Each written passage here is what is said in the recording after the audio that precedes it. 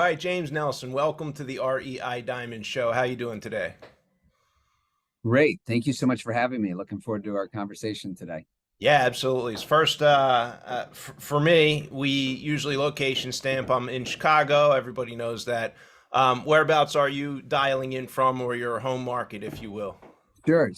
New York City. I'm here at the office on Fifth Avenue and 45th Street, and I make the commute every day in from Greenwich, Connecticut. Nice. I think this might be a first to have someone in the actual New York area on the show, believe it or not. I mean, I guess Wow. we Okay. probably had maybe Joe Fairless was like a New York guy or something like that. But I digress. So Good. Well, hopefully I'll make a great impression. I know sometimes New Yorkers, we get this, not that I'm a born and bred New Yorker. In fact, I told you before I grew up in Wisconsin, but yeah, New Yorkers sometimes get a reputation for being, really, tough and hard-nosed business people. So hopefully I'll give your audience a warm reception of what to expect here. I was gonna like make a little bit of a perception of the New York real estate market from around the country, right? Oh, it's overpriced, it's outrageous, the price of land in Manhattan and those kind of things that we all hear around the country. It's like who could ever buy anything in New York, anywhere in the city, and be successful with the way the prices are. Then when I moved so that was growing up in Philadelphia, James. So that's my perception, right? And we would get the New York buyers who would come down and see Philadelphia as just like discount bargain, just pay cash for it. Who needs a mortgage kind of a market? Well, when I got to Chicago, Chicago had a similar, very priced out type of feel to it coming from Philadelphia. And lo and behold, it does work and you can make money. And sometimes those high price points offer things like high commissions and high profit spreads and, 8, 9, 10%, or even 3 or 4% appreciation on a larger number is larger numbers at the end of the day as well. I've gotten more comfortable with the higher price points myself personally. And I'm curious as we kind of get into today's show, I imagine, cut your teeth in the New York market. Mhm. And it's a high price point market. We all know that. And I'm excited to kind of hear today's show with that frame, if you will. Sure. Yeah. In New York, I mean, certainly as a place to live, it is very expensive. So a studio apartment here is $3,000 a month. The median apartment sells for, I think it's 1.2 million. So yes, it Wow. is certainly expensive. And when you're looking to buy here on the commercial side, yes, the barriers of entry are high because there is global demand looking to purchase properties here in New York. When we talk commercial, I'm talking multifamily with 5 or more units. I'm talking retail, office, development, industrial. And there's only about, in Manhattan, about 500 or 600 of those sales that happen a year. So there's always this, supply demand imbalance. And so the New York terms here are very challenging, especially for kind of the first time investor, because most of our deals are signed with a 10% hard deposit, due diligence done prior to contract signing. So that's pretty daunting to jump in and have to put in hard money day one. Really tough when you're a buyer, but when you're looking to turn around and sell, again, the market is liquid. So, there are challenges to break into this, but once you've been able to uh, secure an investment, if your business plan is to resell, you're going to have a much easier time exiting when the time is right. I like it. So we frame the market with your experience and some very daunting terms there. That's interesting. For the listeners, would you mind giving a little bit of the Reader's Digest of who you are, maybe what your career, sort of some of the highlights, and then what is your main business model today, James? Sure. So I'm now 25 years in the business as an investment sales broker. So I head up sales here for Avison Young in the New York City area. We handle, again, the sale of multifamily, retail, office, land, as well as industrial. So that's my brokerage history, and over the 25 years we've brokered over $5 billion in sales. And but my investing career, fortunately I started as an investor very early on, and we can talk about some of those investments, but mostly as a limited partner, investing along the way, and then becoming a general partner, taking down some of my own real estate investments with partners, and then was also a founder and general partner in two real estate funds that put out JV equity for value add deals in New York City. So as an investor, I've invested, up and down the capital stack, and so have a real appreciation for that. So that's, really my investor story. And then, the big thing that I've been working on recently, having just launched my book, The Insider's Edge to Real Estate Investing, is teaching aspiring investors, people who want to get into the business, really how to succeed and outperform the market when investing in commercial real estate. One of my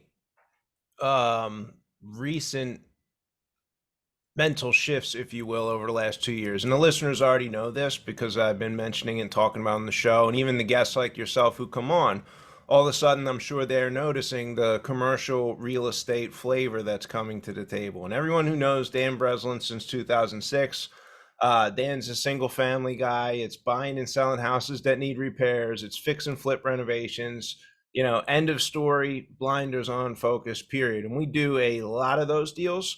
But I think it is my own evaluation long term of my personal real estate portfolio. And I think of that like my savings. And I also LP in some deals and things of that nature. But, as those LP investments were made, those are in the commercial real estate space. And where the commercial real estate topic comes in as a theme for me is scaling the portfolio, right? I think I have 49 doors that I own, and the thought of adding another 49 of them at $800 to $1,500 per door, it's just not going to scale. It's not worth the time. And so I'm in the middle of this transition into the commercial real estate investment business. And I think a lot of people probably hit that. I'm like 43 years old now. And I see a lot of my friends who've been in the business about 8, 10, 15 years, kind of making the same transition. I guess that's what everyone does. It's like start small, buy some units, buy a few more. Suddenly we see that maybe it's better to have $3, $4, $5,000 per month per unit rents coming in off of restaurant space than it is, 4 or 5 apartment units with all the aggravation that comes along with that. So I guess that's a long lead into my question, James, of how are you seeing, because you're on the brokerage side, and so you're seeing people walk through the door and you guys are closing deals for them. So how are your first time commercial clients making that transition from whatever it is they're doing before? Maybe it is other investing, maybe it's coming from W-2, but they're landing on your doorstep and doing business. How did they get to that conclusion?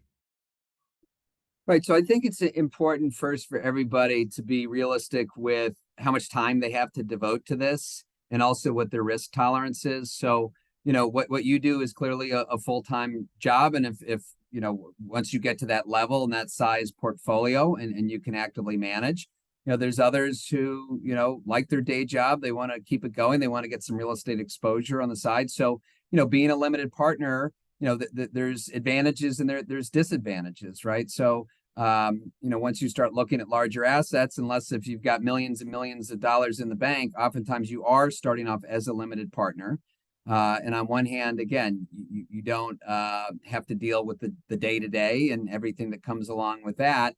But then you also don't have the decision-making capabilities. Oftentimes you're along for the ride, but it's a great way to get exposure to it. So, if the question is how to break in, how do you start thinking about investing in larger assets? And I think there are advantages. Again, you go buy a 20-unit, 100-unit apartment building, having some retail at the base to diversify. The advantage is if you lose 1 or 2 tenants, right, you haven't lost your entire rent roll, right? You've got a lot more stability. So, I found for a lot of aspiring investors, the biggest thing that holding you back is that, fear that you don't have the ability as far as how to run the properties. You don't have the capital. Are you able to raise the money? And I think that's what holds a lot of investors back. So what I talk about in my book is as a first step, first of all, you have to decide what you want to invest in, where you want to invest in it, and then come up with a business plan, really a thesis. Okay. And then study that market, become the expert. Okay. Once you become the expert, really understanding where these deals are trading for and what to look for, and creating the right relationships, especially with brokers, then you can find, once you start uncovering some great opportunities. Okay.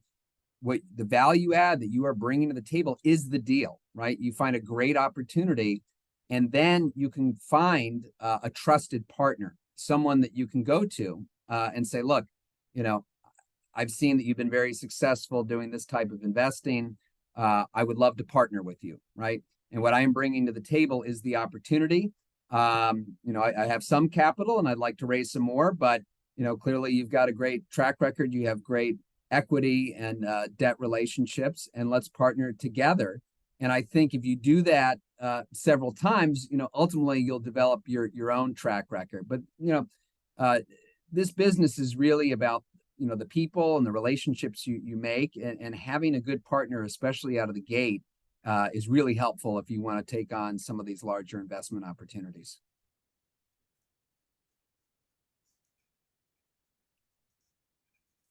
So where are you seeing deals that are actually getting done? Let's say in the last 6 months. New York City, everybody knows right now it's April 2023 as we record this. We're on the heels of a year of interest rate hikes, a historic year of interest rate hikes. We just had Silicon Valley Bank close down. I think there was one or two others. And so there's kind of this lack of confidence. And it feels a lot like 2008. It feels like right after Bear Stearns.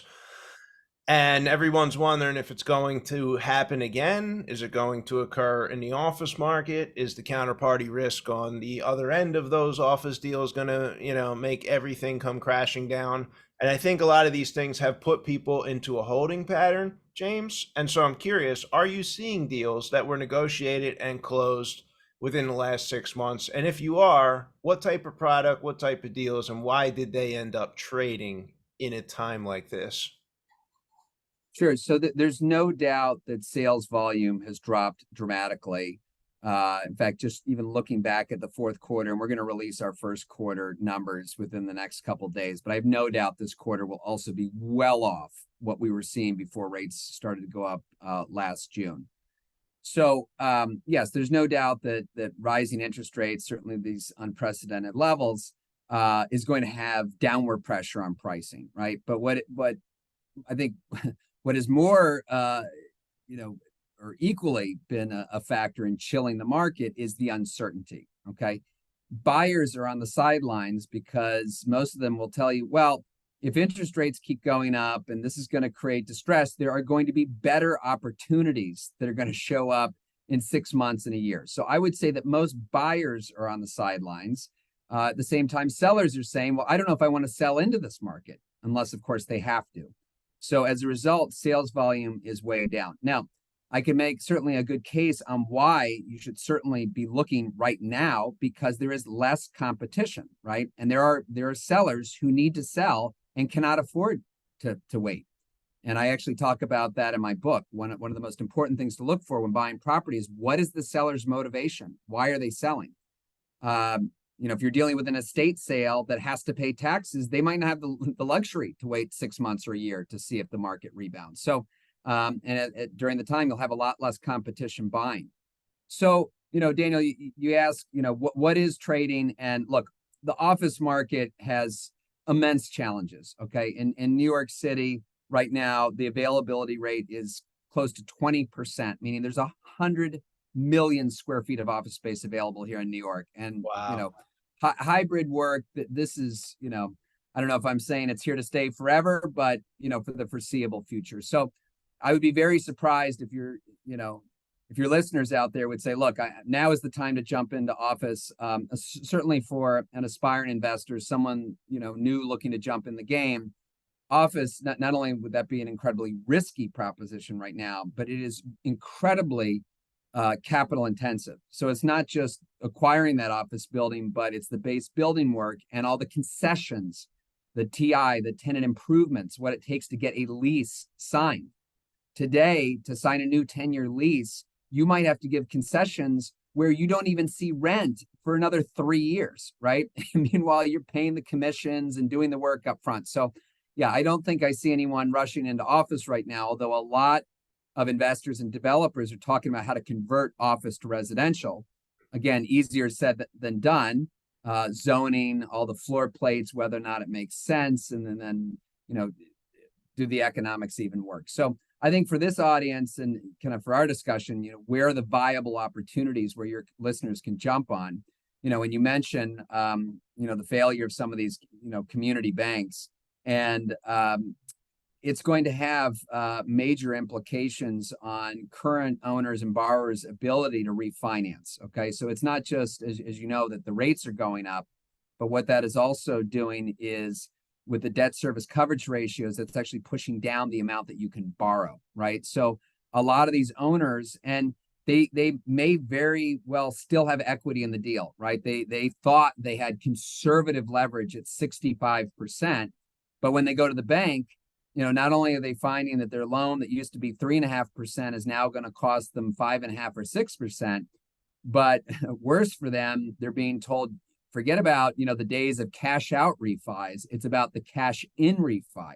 They're going to have to pay down their loan, right? Because the banks today are saying, especially, with a lot of these deposits being pulled out of the community banks, regulators taking a closer look, these banks are going to even be more conservative. So you're going to see a lot of opportunities over the next year or two where you're going to have owners, borrowers who can't pay down the loan, or they have partners and they don't want to do the capital calls, and those are the opportunities to jump in and purchase. So have you seen any of these deals trade in the last 6 months? Yes. Yeah, we're so our group does about 50 sales a year, and year to date, I think we're at about 7 or 8 sales. So our sales volume is actually only off by about 20% so far, although I will say the total dollar volume for us is substantially off. These might not, these might still sound like big numbers, for some of your audience, but, even in New York, if we're talking about a $10 million and under deal, a lot of those deals still get done with cash buyers. Wow. When we're talking about larger transactions, those are really having challenges getting across the finish line because, again, the financing is just not there. So yeah, most of the deals that we're selling right now are to cash buyers. We see a lot of foreign buyers coming in, and again, there's no doubt challenges, but there are still buyers out there. But it's got to be at the right price, and it's got to make sense. I think the other thing, just for those who want to understand kind of the New York market, and look, when for the first 20 years of my career, we were a 3-cap, 4-cap market, right? And then what happened, if we're talking about multifamily, is we had a bunch of regulation come in where, we've always had rent regulation, but they really, our current political environment has, only strengthened those rules. We don't have the universal rent control yet that, say, a California has or an Oregon, but it's certainly been proposed. But nonetheless, the existing rent regulation, regulated units have been essentially frozen into that program as opposed to having the ability to take it out. So, right away, the investor's response to that is, look, a lot of my upside has been taken away. So now I'm going to need at least, a 5.5% return to justify that. So we had actually already shifted from a 3-4 cap market to a 5.5, 5.5 cap market even before rates started to go up. And what So time period did that shift occur, James? 2019 Okay. was when they passed these new rules. Wow. Which actually, again, and in many ways, because 2019, 2020, you were still borrowing money in the threes, right? So I think, and that a lot of investors were going to the Southeast and saying, hey, I don't mind buying a multifamily deal at a 3.5 cap because I can borrow money at the same rate. But now, if you're having to go out and refinance at 5.5, 6%, now you have negative leverage. And fortunately, here in New York, our caps are already at a certain level where at least that's not causing additional pressure. So let's stay on the topic of the last 6 months again. The 7 to 8 sales that you guys are at, and you were mentioning some foreign buyers coming in. Is the avatar buyer different this year? Who's coming in and buying in those 7 or 8, or is it still kind of the same crowd of these are the usual people that we normally expect, or have you not noticed any difference at all? No, we've certainly noticed a difference. I mean, it's mostly high net worth, it's private individuals, it's foreign investors. Again, here in New York, and especially for larger investments, we see traditionally a lot more institutional capital. We've seen, over the years, the REITs have been big buyers of real estate here in New York, and now they're net sellers. A lot of Wow. them who are looking to, yeah, who are trying to kind of shore up their balance sheets have been sellers. So, the other thing is, if you're looking to, if you're really beholden to the public markets, or for the institutions, the asset managers, to say that you're out there aggressively buying in these uncertain times, I think is hard to get consensus where, private investors can buck the trend. I mean, most of the buyers we deal with, they are the decision makers. They don't have to take it to a committee. They just say, look, I believe this is a good time to buy. I'm going to jump in. And so that's where the bulk of the activity is with the individuals. So are they trading in that 5.5 cap range in the last 6 months? They have, yeah. Yeah, I mean, for the right opportunities, we could still, and we see some sales still happening in the mid to high four cap range. But, again, it's not just about the going in cap; it's about the upside, right? And what is the potential? And I talk about this in my book as well. I mean, if you're just buying investment property based on today's, going in cap and hoping that, if you have to turn around and sell it in 5 years at a certain cap rate to make the deal work, that's probably not the type of investing you want to be doing. I think it's really important to always look at how are you going to add value? Where's the opportunity? How are you going to grow that bottom line? Because, look, we all hope that interest rates eventually level out or maybe even tighten again, right? But you can't bank on that, right? You have to stick with what's in your control. And what's in your control is looking, at properties that have been mismanaged or maybe there's potential there that others, the current owner hasn't seen that you can execute on and add value regardless of what's going on in a macro environment. Can we pull apart, pick any one of those 8 that did go to settlement this year? Can we pull apart maybe the, asset type, asset class, and a couple of the highlights, and maybe why that buyer felt like it was a good deal to move forward?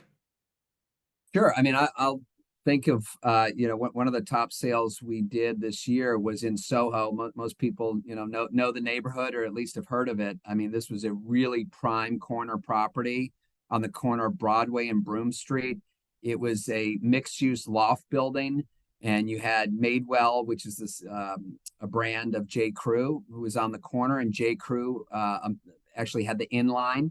And then there were 12 lofts above, which was a real mix of residential, commercial, and then rent regulated tenants. So it was, a typical New York deal that had a lot of, different tenancy and a lot of stuff going on. But I mean, this was just a spectacular corner, architecturally distinct historic building.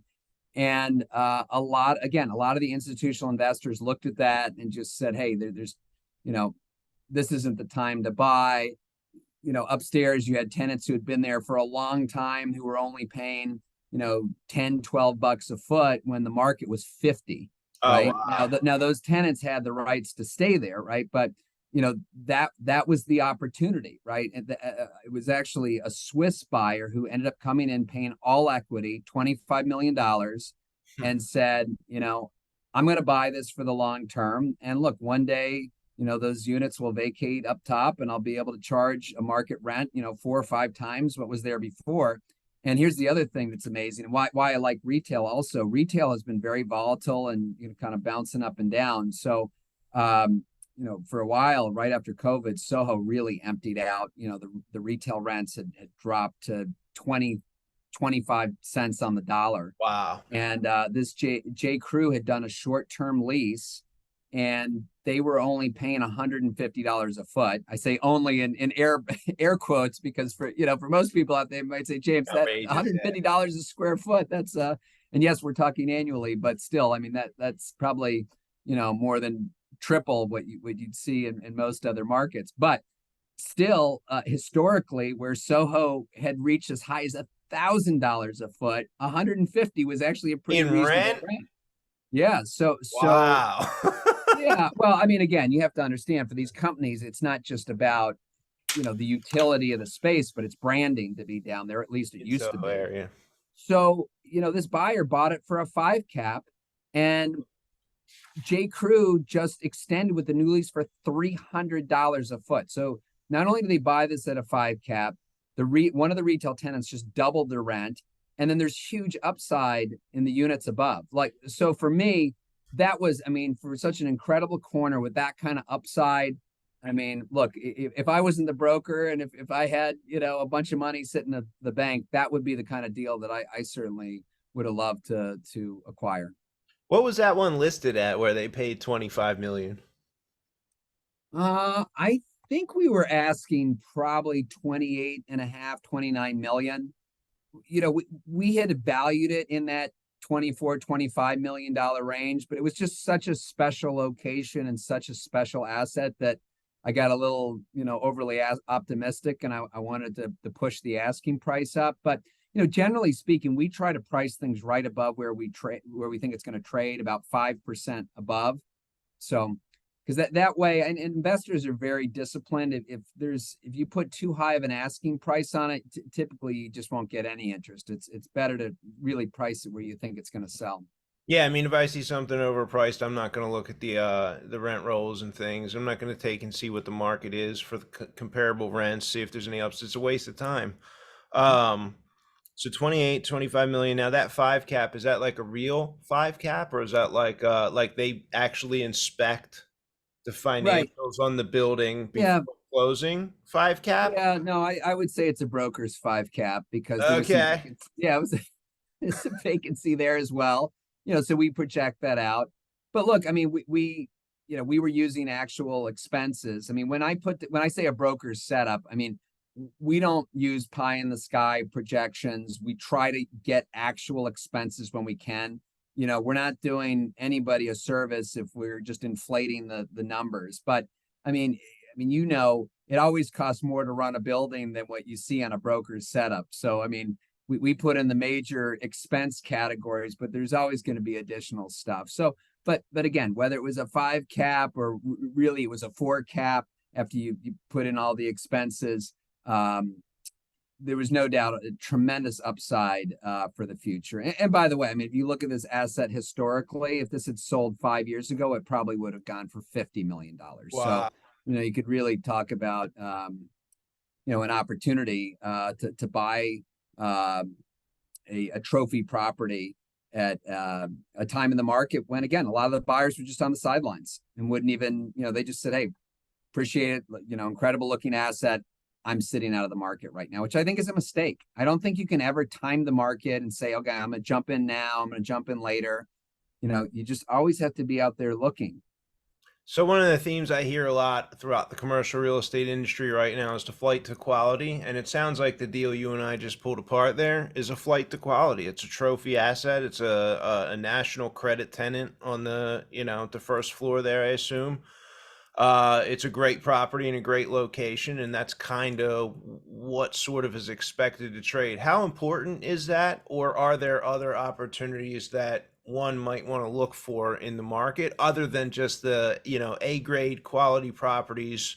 We're paying up for them, but it's not like paying up for them 3 or 4 years ago would have been.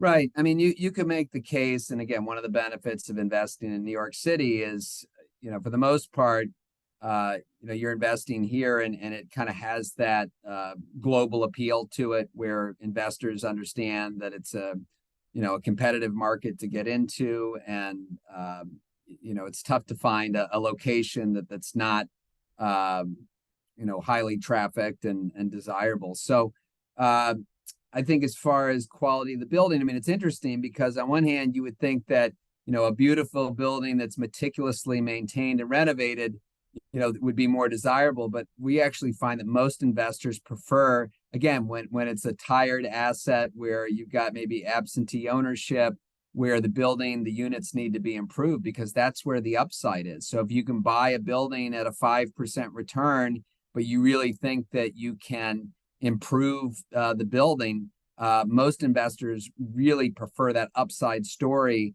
than trying to buy something that's, turnkey condition where you're just hoping that the market continues to appreciate.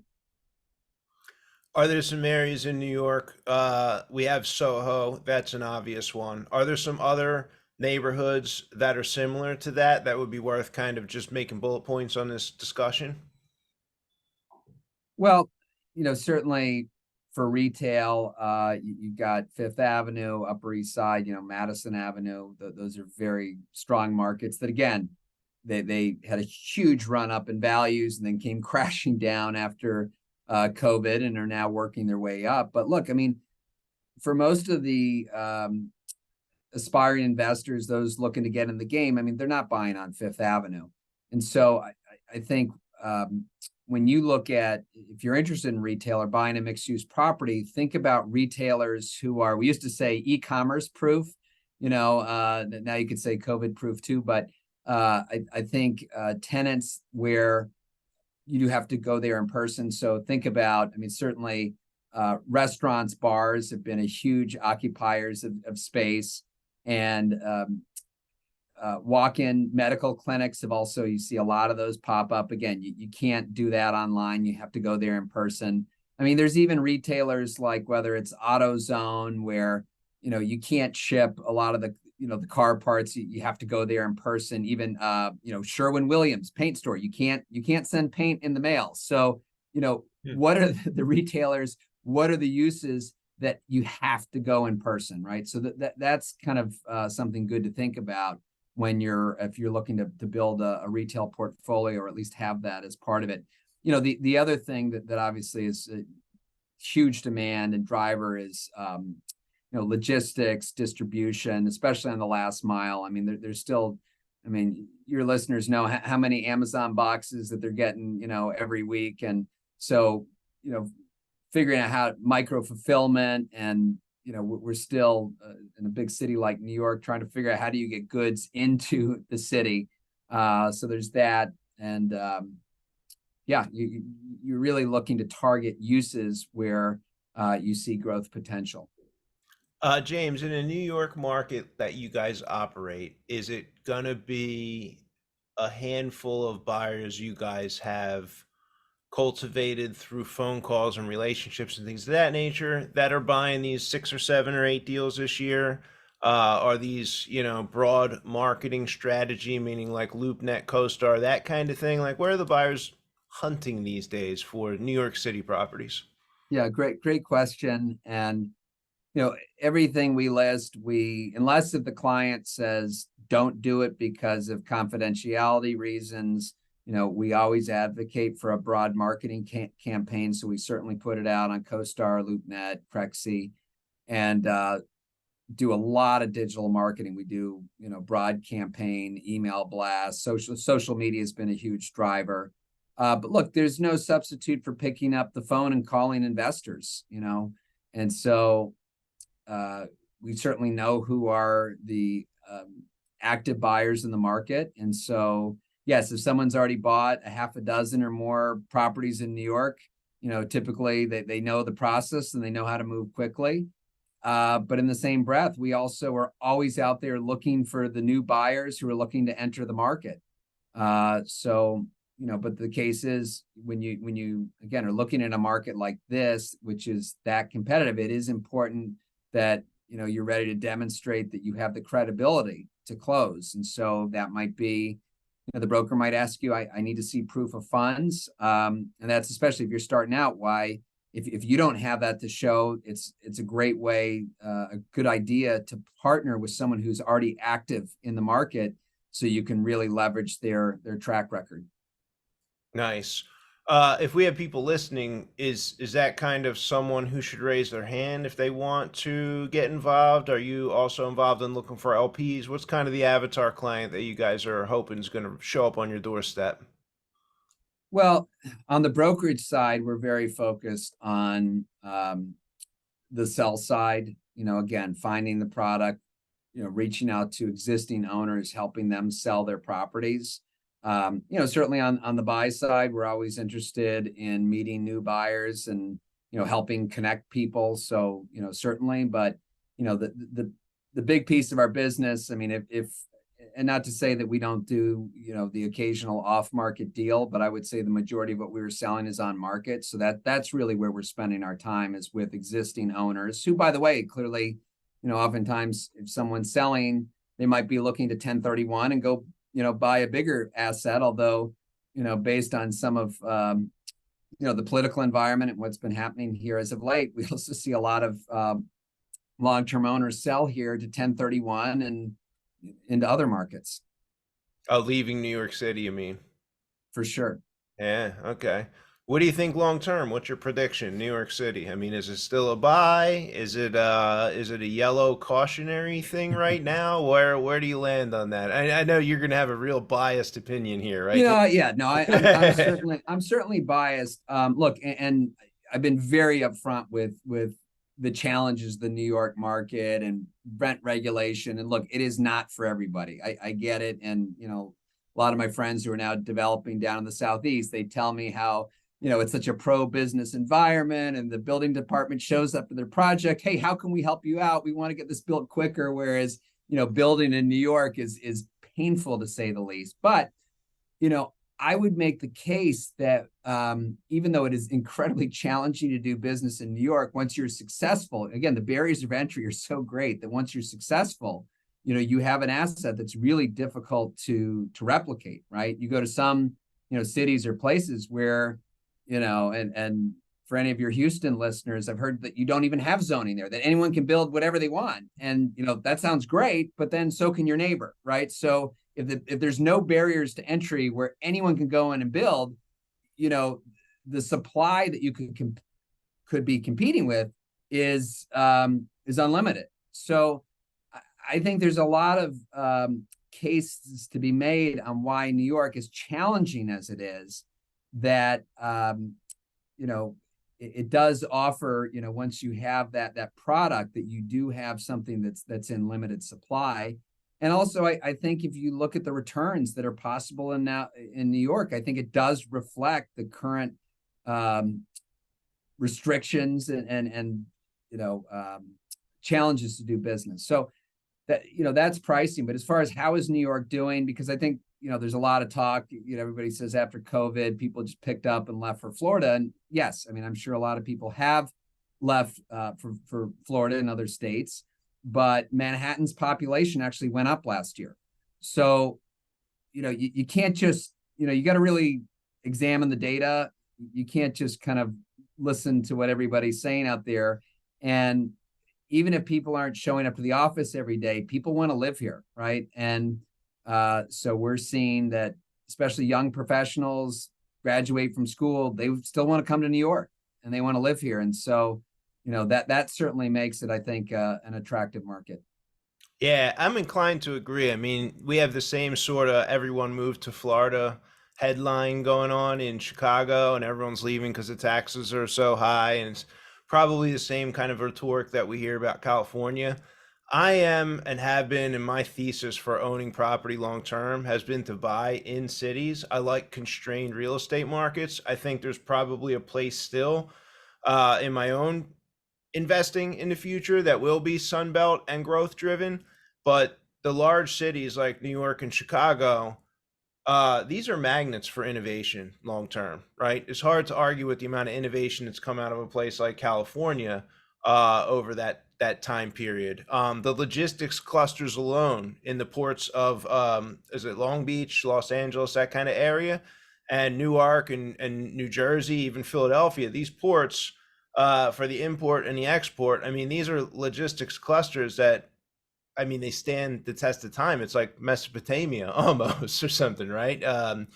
So these like port cities and these sources of innovation and these magnets for where human innovation occurs in the city, for me, like the long-term outlook on the city itself, Chicago and New York both included, they're going to be strong, right? There's reasons that go back 100+ years in both of those cities, even more in New York, why people have been attracted to come there. And there's reasons why people have been attracted to come to cities around the world through all of human civilization for the last 3 or 4 thousand years. And that's because that's where human evolution continues to occur, right? And could it happen all on social media, James, and on podcasts? I don't know. There's probably a lot that's going to happen there too, but nothing beats the connection, that random interaction with people who are just like getting shit done. That occurs in New York City, occurs in Chicago, occurs in Los Totally agree. Angeles, and so many other cities around the world, right? That's right. Cool. Couple wrap up questions here, Jim. 2, 3 book recommendations. Well, let's see. Besides my book, of Better be your course. own. Yes, yes.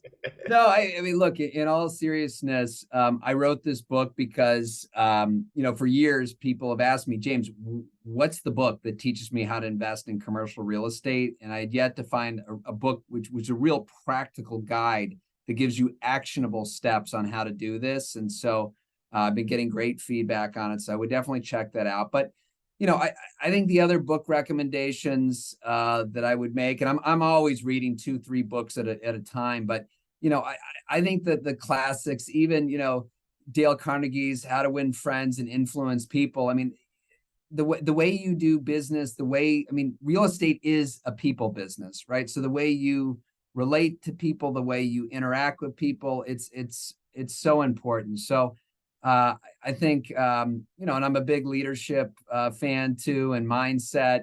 I got to check out the new Air movie on Netflix this weekend, because Shoe Dog is actually one of my favorite books. I love Phil Knight's story about just scrappy and just doing whatever it takes. So I'm always I love those biographies as well. So Nice. Yeah, I could, dozens and hundreds of them myself over the years. If you had to go back 25 years, whenever it was, you were just getting started in real estate, you were dreaming of selling your first deal. What would you tell yourself, the crown jewel of wisdom from everything you know now? What would you go right. back and share with yourself then? Yeah, I would have started investing a lot earlier, and I would have also, and I don't want to use the word risk, but I would have reached out earlier for help on investments. And it's kind of what I was just giving advice earlier is, I found some incredible opportunities very early in the business. And looking back, those properties are properties that I could have bought for $500,000 are worth 10x today, right? But when I was first starting, I felt like I had to keep everything to myself, because I said, oh, if anybody hears about this great deal, I'm going to lose it. When, what is it? 100% of nothing is still nothing. I would have been so better served if some of those opportunities, I just early on reached out, to some of my clients, partners in the business, and said, hey, I found this great opportunity. This is too big for me to take on. Can we partner on this? And I really, and I eventually learned that that's the way to do it, but I wish I had learned that sooner. Invest earlier. What is the kindest thing anyone has ever done for you, James?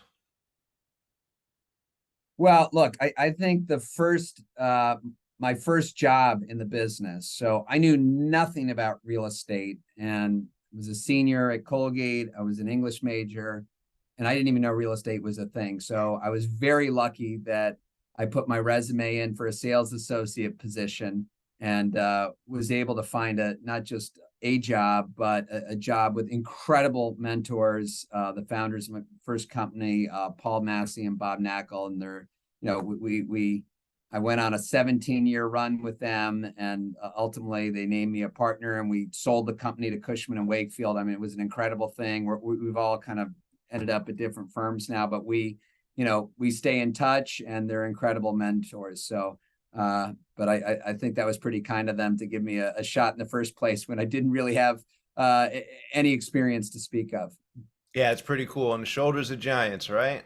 Yes. Nice. Contact information, URLs, or somewhere you'd like the listeners to go to get more information? Awesome. Thank you. So you can connect with me at James Nelson NYC on LinkedIn, Instagram, Twitter.